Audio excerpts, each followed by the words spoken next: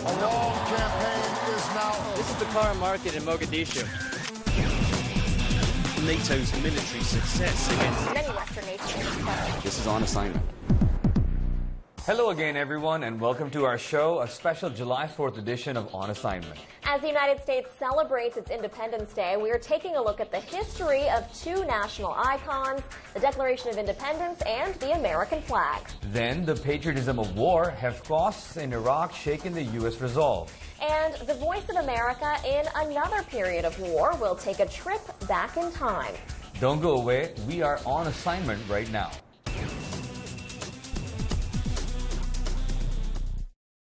On July 4th, 1776, representatives of the 13 American colonies officially approved the document that announced the severing of ties with Britain. The Continental Congress issued the Declaration of Independence in several forms, and the most famous is the signed copy on display here in Washington at the National Archives. And I was there to see the Declaration and talked about its unique history with archivist and historian Michael Hussey. We spoke in the Archives Rotunda for the Charters of Freedom, where the Declaration and other documents are housed. Why is it so dark here? It's dark in here because light fades documents, and we're all about preserving documents so that if by some magic we could come back here in 100 years, we would still be able to read these documents. So we keep the light at a very low level. Your eyes adjust eventually, but it's a low level, and a constant temperature and a constant humidity level, because parchment in particular does not like changes in temperature, humidity, or light. And right behind us is a Declaration of Independence. Yeah. That is something unique. Tell us a little bit about that. Yeah, it's one of the highlights of my job here, actually, that I get to see it every day.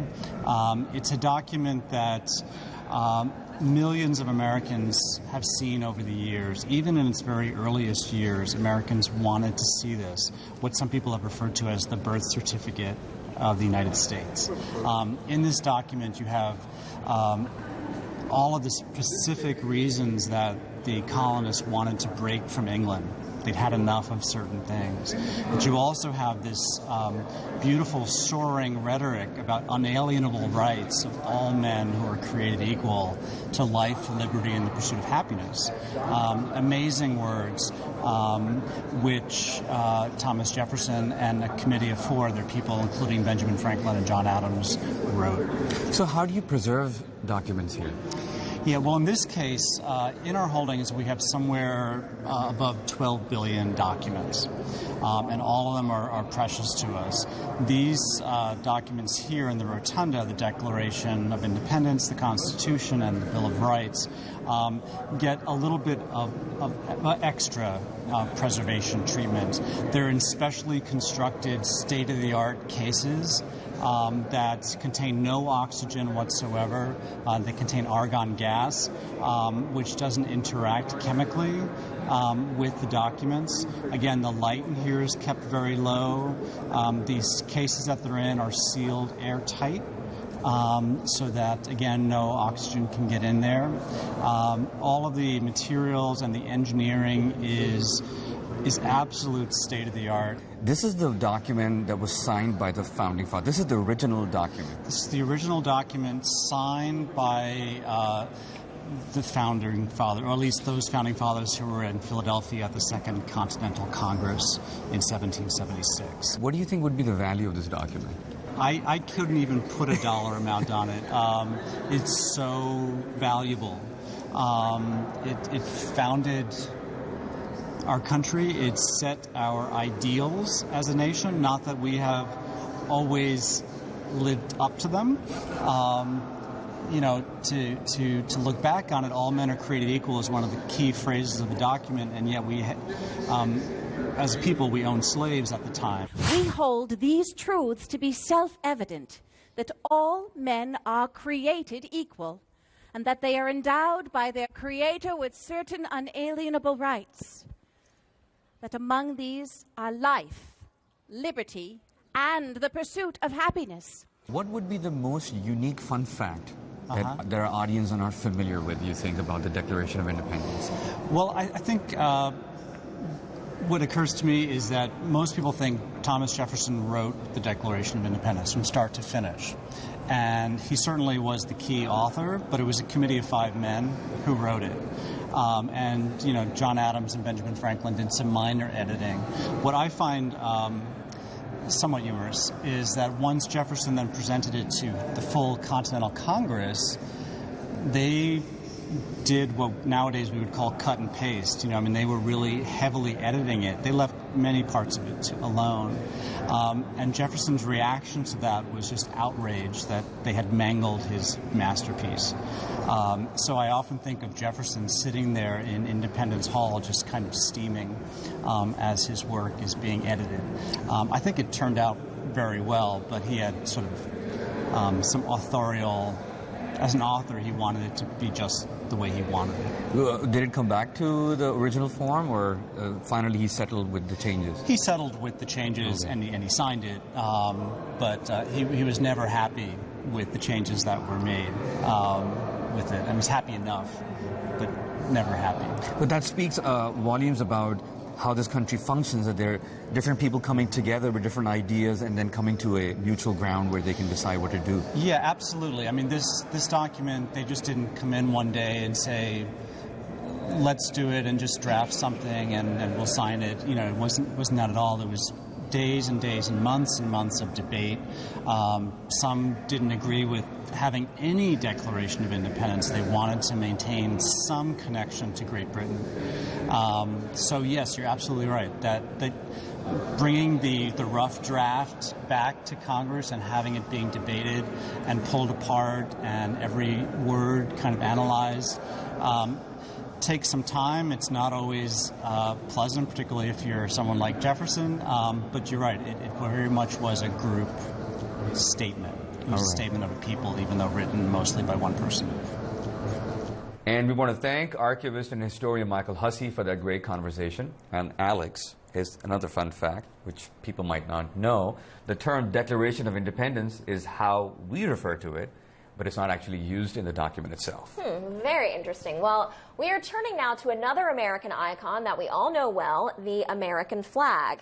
And the particular flag that we want to focus on here was raised over Fort McHenry in Baltimore on the morning of September 14th, 1814. That move signaled the American victory over the British in the battle for the city during the War of 1812. Well, the sight of the flag inspired lawyer and poet Francis Scott Key to write the Star-Spangled Banner, now the American national anthem. The original Star-Spangled Banner is one of the most treasured artifacts at the Smithsonian's National Museum of American History in Washington, D.C.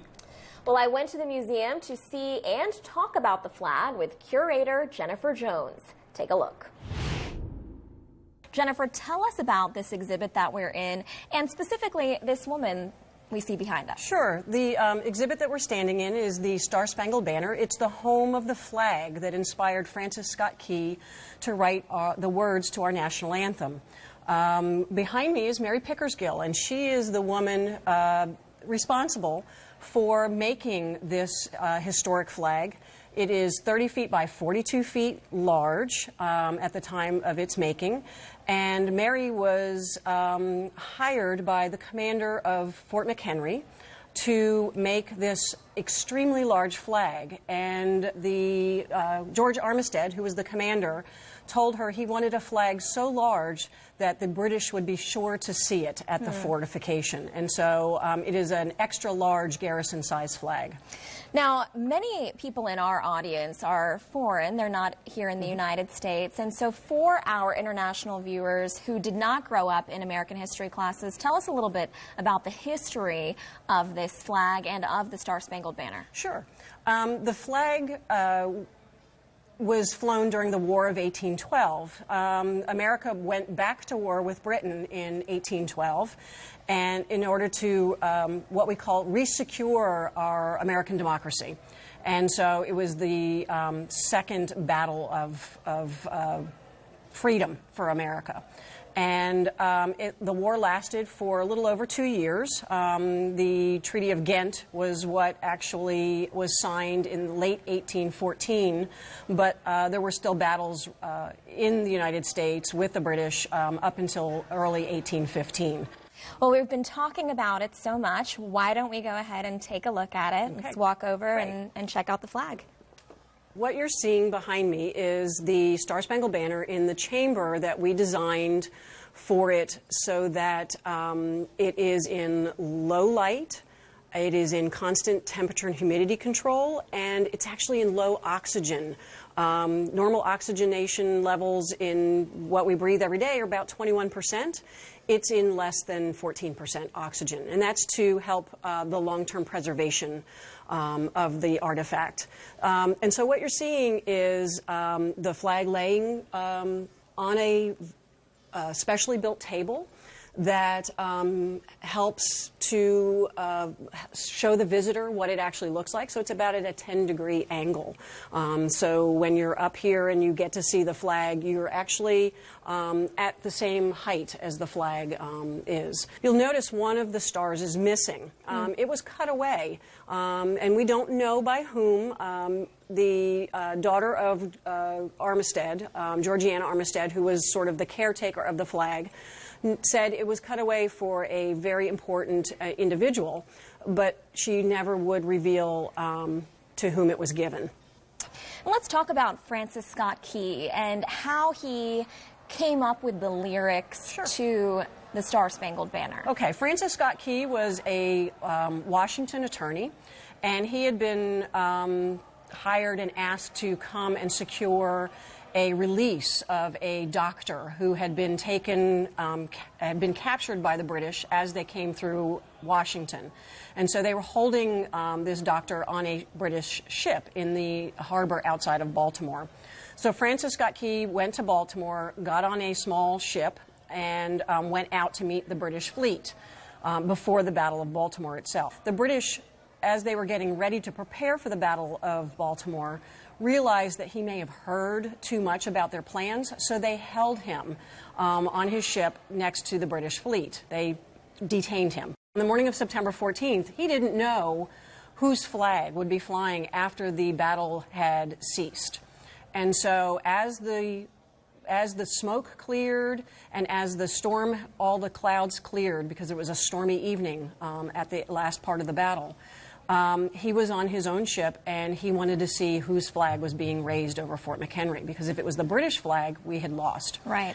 And so as he stood there looking to see, possibly using a spyglass that we have here on exhibit, he saw this large flag, the Star-Spangled Banner flag, being raised over Fort McHenry, and he was relieved.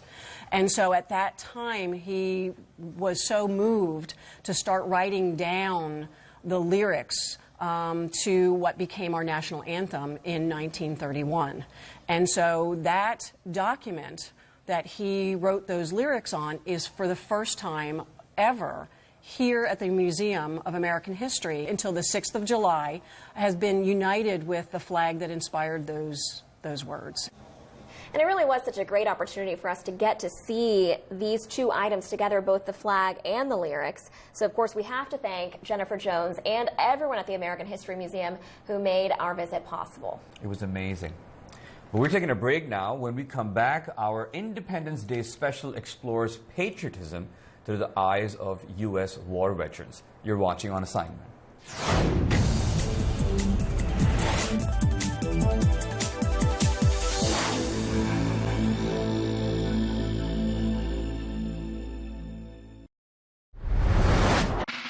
I'm Larry London. It doesn't get old winning a Grammy.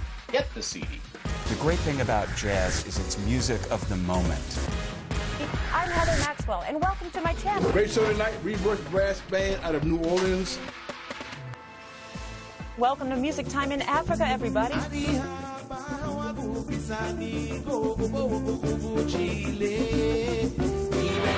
Border Crossings is on the air.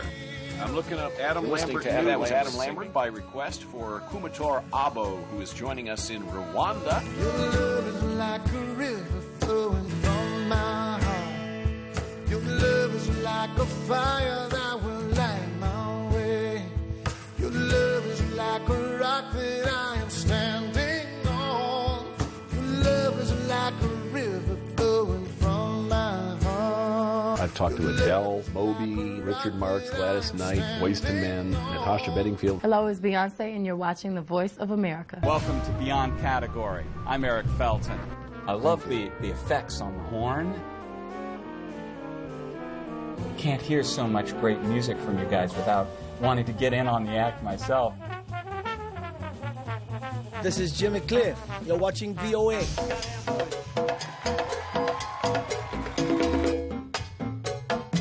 Camina, camina.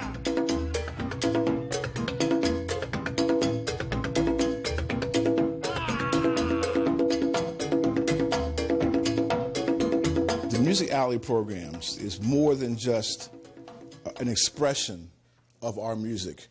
It's a reflection of world music.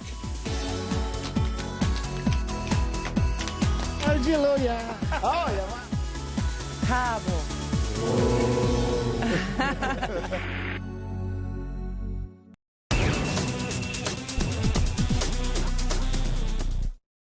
A surge in patriotism. It's a common phenomenon during times of war, but the rapid advance we've been seeing recently of Islamist militants in Iraq is forcing many Americans to re-examine the 8-year war the U.S. and its allies fought in the Middle Eastern country. Nearly 4,500 U.S. service members died in the conflict, along with tens of thousands of Iraqis. Now, some U.S. veterans of the war are reflecting on the sacrifices. VOA Midwest correspondent Kane Faribaugh examined the impact of the war in the U.S. state of Illinois. Kane will join us in a moment, but first, let's take a look at some of his reporting. Paris, Illinois is a patriotic town, awash in red, white, and blue. American Legion Post Commander Tom Knowles says it's been that way since the Iraq War began in 2003. Instantly, the flag sails went up. You've seen flags flying everywhere. Knowles says while the patriotism has not faded, the mood did change in 2004 when news of the mounting casualties from the town's Illinois National Guard unit, the 1544th Transportation Company, started filtering in. 5 right here from our unit, just right next door, just all at once. That was a real shock.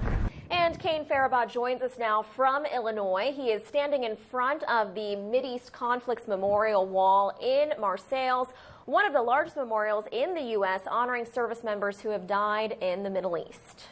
Hey, Kane, thank you so much for joining us. Tell us something. What struck you about what these veterans and their families told you about what they feel now about the war in Iraq? Well, what struck me the most is that there is not a lot of resentment towards the Iraqis. I think that family members, as well as the veterans that served alongside those that paid the ultimate sacrifice, many of them told me that they only wish they could finish the job. They wish that there was something that they could do in order to make sure that all of the work, all of the sacrifice that was put into the 8-year-long war had some result in the end. I think there's a lot of people who are sort of anxious about what it means, the destabilization that's going on there now. Many don't want to return, but those that were in uniform that had already served in Iraq told me that if they should be called, they're ready and they're trained and they're able to help the Iraqis stand up on their own. And can you mention these sacrifices? Of course, some very emotional accounts here from people who lost loved ones in the war. One of the men you spoke with told you about the significance of the war mission for his son who lost his life in Iraq. Let's go ahead and roll that clip. Michael's proudest moment, he told me they were guarding a polling site during the elections, the Iraqi elections. He said his proudest moment was seeing those Iraqis walking around with that blue ink on their finger. So that was his proudest moment. Kane, it's such a difficult moment. Tell us a little bit about Corey Thompson, and also tell us a little bit about where you're standing. Well, it's interesting. When I first went up to where all these motorcyclists were, I saw a gentleman who had a necklace or an identification badge around his chest. And I saw there was a gold star, and immediately I knew what that meant. That meant that he had a son or a daughter that died in combat. And so I approached him, and as a correspondent, you're always kind of nervous to sort of do this. You don't want to tread on anybody's feelings. You don't want to upset anybody. But I definitely wanted to talk to him about why he was coming to this motorcycle freedom run and why it was important for him to be there. And as soon as I went up to him, he was extremely gracious. He was very open. He was very kind to me, and he was very willing to tell me about his son. His son died in a helicopter crash near Tallil Air Base, and obviously for him it was devastating. But in some ways, His son's death has sparked a new life for Corey Thompson, in which he is a Gold Star father now, and he advocates for Gold Star families, talking about what it's like to lose a family member in combat and what those sacrifices mean. And so he was extremely willing to talk to me on camera, and it's one of the few times in my career where, in the course of interviewing somebody, I got a little emotional. It's hard not to, feel sorry for him, especially when he seems to have kindness, graciousness, openness, and forgiveness in his heart as you're talking to him. I didn't detect the least bit of anger or resentment, and so I think for me it was definitely an emotional but rewarding experience to talk to him. And to put it into perspective, I'm standing next to a wall that has thousands of names on it on these different panels here, and each of these names has a Gold Star mother or a Gold Star father somewhere out there who has a similar story to Corey Thompson's. And to know that this is the cost of war. These are the sacrifices made in the name of freedom. These are things that are emotional to anybody who comes to visit these sort of memorials. This one just happens to be one of the largest in the U.S., specifically focusing on those who lost their lives in the Middle East. But during a holiday season like the 4th of July or Memorial Day, you see memorials like this generate a lot of interest, generate a lot of people coming to visit, and you see a lot of flags waving, a lot of patriotism. But when you're standing in a place like this, you also see a lot of tears. Of course. Well, Kane, thank you so much for your reporting, for coming to us on location, on assignment today. We really appreciate it. Thank you. We're taking a break now. When we return, a look back at the VOA of the Cold War. You're watching On Assignment.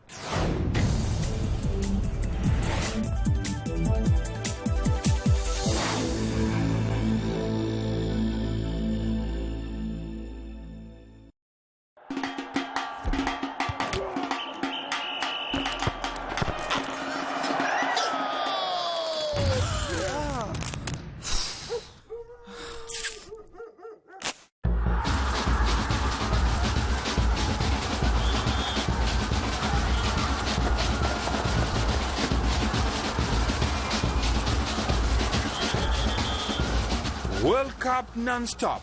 voafootball.com.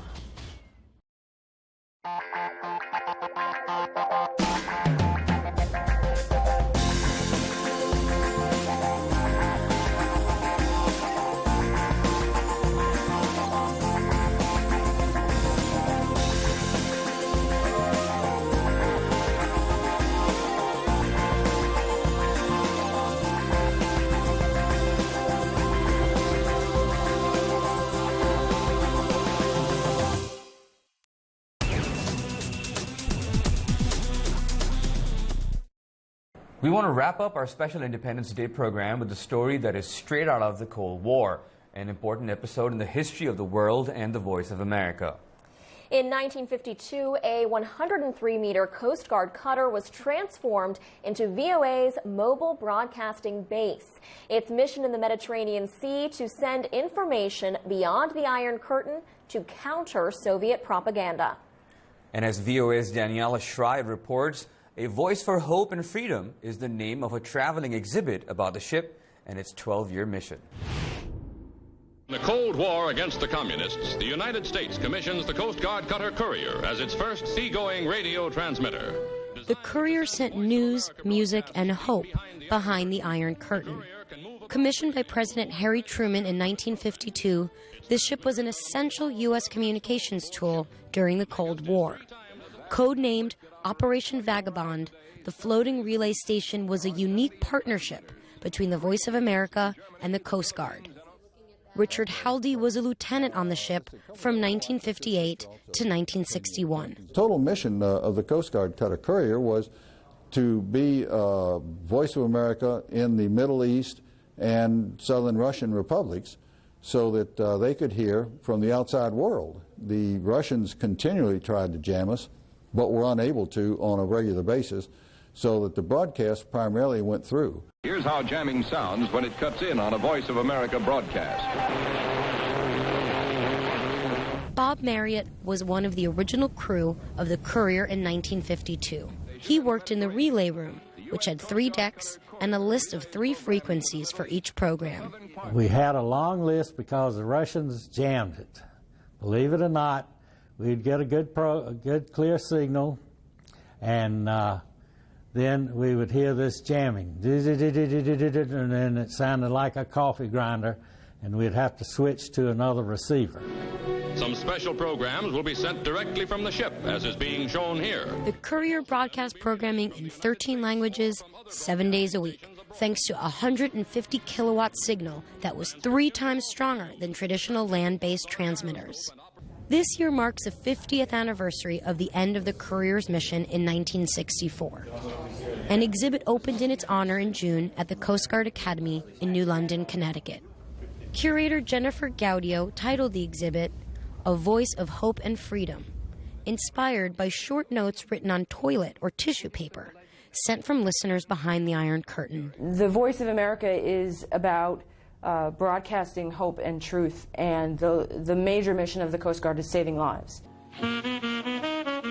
For 12 years, VOA broadcasts were often filled with American music, jazz numbers like this Charlie Parker jam session. Well, you can do anything but take me over my blue suede shoes. And the king of rock and roll himself, Elvis Presley, was also relayed around the world. This cultural exchange was meant to inspire hearts and minds behind the Iron Curtain. It wells the pride up in you that you were a part of a significant unit, even though we never fired a shot. We were a major factor in the Cold War. The Courier, a ship without guns, goes into battle armed with the greatest weapon of all, truth. Daniela Schreier, Voice of America, New London, Connecticut. And with that, we have come to the end of our special Independence Day edition of On Assignment. Yes, it was fun to make the show, but it was great also to get out in the field and to see some of the many fascinating pieces of American history that's right here in Washington, D.C. Yeah, it really was. And if you missed part of this show, you can always find any of our episodes anytime at voanews.com under the Programs tab at the top of the page. And on behalf of everyone here on Assignment, thank you so much for watching. Catch us next week.